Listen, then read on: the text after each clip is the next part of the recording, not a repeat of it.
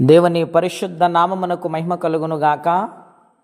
ప్రిలారా, ప్రభునామన మీ అందరికీ వందనాలు. దేవుని వాక్యం ధ్యానందాము. ఇర్మియా గ్రంథం 17వ అధ్యాయము 7వ వచనం. యెహోవాను నమ్ముకునివాడు ధన్యుడు, యెహోవా వానికి ఆశ్రయముగా ఉండును. వాడు జలముల యొద్ద నాటబడిన చెట్టు వలె నుండును.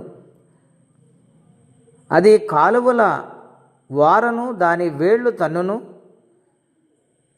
వెట్ట కలిగినను దానికి భయపడదు. దాని ఆకు పచ్చగా నుండును. వర్షము లేని సంవత్సరమున చింతనందదు, కాపు మానదు.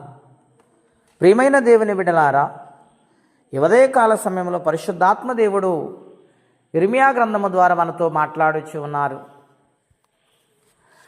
ఆయన అంటూ ఉన్నాడు, దేవుని నమ్ముకున్నవాడు ధన్యుడంటున్నాడు. ధన్యకరమైన జీవితము కావాలంటే, జీవితము ఫలించాలంటే దేవుని నమ్ముకోవాలి. మనుషులను నమ్ముకున్నట కంటే, ఈ లోకములో ఉన్న వాటిని నమ్ముకున్నట కంటే దేవుని నమ్ముకుంటం వల్ల మనకి శ్రేష్టం. మన ఆత్మకు ఆయన నిత్య జీవాన్ని అనుగ్రహిస్తారు. మన జీవితాన్ని ఆయన నడిపిస్తారు. కనుక ఆయన నమ్ముకోవాలి. నమ్ముకోవడం వలన ధన్యకరమైన దీవెనలు దేవుడు అనుగ్రహిస్తానని వాగ్దానము చేస్తూ ఉన్నారు. రెండవదిగా మనం చూస్తే ప్రియులారా, ఆయన ఆశ్రయించినప్పుడు అటువంటి మనిషికి జీవ జలముల యొద్ద నాటబడిన చెట్టు ఎలాగునుంటుందో అలాగూ తన జీవితం ఉంటుందని ఈ ఉదయకాలం దేవుడు మనతో మాట్లాడుచు ఉన్నారు. నీటి కాలువల యారు నాటబడిన చెట్టు దినదినము ఫలిస్తుందండి. జీవ జలములు ఊట యొద్ద నాటబడింది కనుక,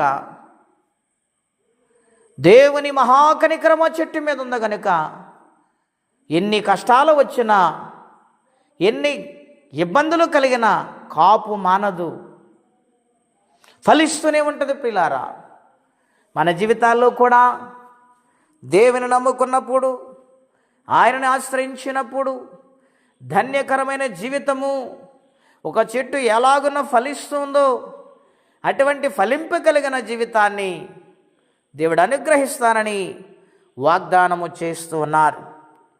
అటువంటి జీవితము మనందరము పొందుకోవాలని ప్రతినిత్యము కూడా ఆయన సన్నిధానములో ప్రార్థించే వారిగా ఉండాలని ప్రభుపేట మీకు మనవి చేస్తూ ఉన్నాను.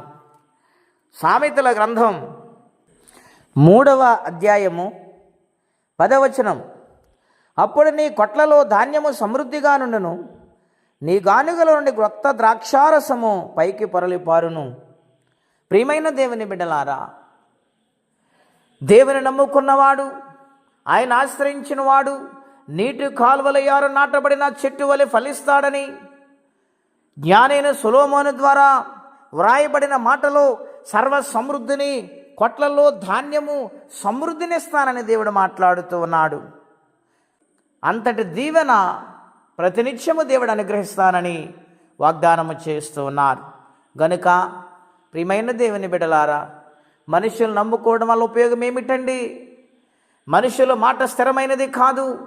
గనుక మనము మనుషులు నమ్ముకునే కంటే యెహోవాను ఆశ్రయించుట మేలని దేవుడు మాట్లాడుచు ఉన్నారు. గనుక ఆయన నమ్ముకుని ఆయన సన్నిధిలో సాగిపోదాం. దైవాశీర్వాదాలు పొందుకున్న అట్టి కృపా తీర్మానం పరిశుద్ధాత్మ దేవుడు మనందరికీ దయచేయునుగాక. ప్రార్థన అండి.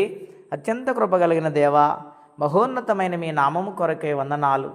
మీ మహాకృప దయను బట్టి నీ సన్నిధానములు ప్రార్థించుటకు కృపనిచ్చారు. ఎవరి కష్టములు, బాధలు, ఇబ్బందులు ఉన్నారు, మనుషులు నమ్ముకుని నాయన నలిగిపోతున్నారు, అటువంటి వారిని మీరు కనికరించి నాయన వారి మనసులు మీ వైపు నాయన త్రిప్పుకొని ప్రార్థిస్తూ ఉండగా నాయన నీవే వారికి సహాయము చేయండి.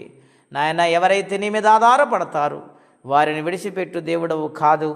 నాయన వారి జీవితాలు వృద్ధి అభివృద్ధిలో తీసుకుని వస్తానని ఫలింప చేస్తానని మీరు మాట్లాడుతూ వచ్చి ఉన్నారు. అందును బట్టి మీకు వందనములు. ఇంకా నీ కొరకు నమ్మకంగా బ్రతుకు భాగ్యం అందరికీ దయచేయమని, ఈ దినమ దీవెనకరంగా మార్చమని యేసుక్రీస్తు వారి పుణ్యనామలో ప్రార్థించి స్తుతించి వేడుచున్నాము తండ్రి. ఆమెన్. దేవుడు దీవించును గాక. ఆమెన్.